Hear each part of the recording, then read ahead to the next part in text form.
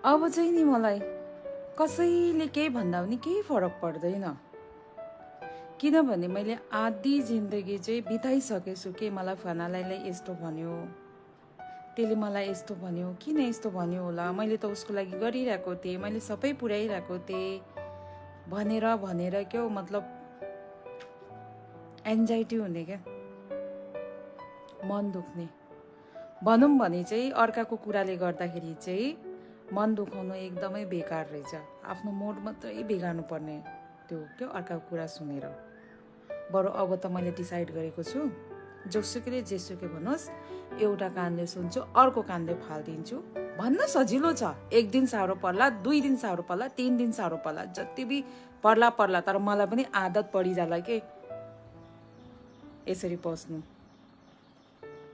त्यही भएर होस्, अब जोसुकैले जेसुकै भनोस्, आफ्नो जिन्दगी आफ्नो हिसाबले जिउने हो, आफ्नो खुसीले जिउने हो। जे खानु मन लागेछ खाने हो, लाउनु मन लागेछ लाउने हो, जहाँ घुम्न जानु मन लागेछ जाने हो, केही न।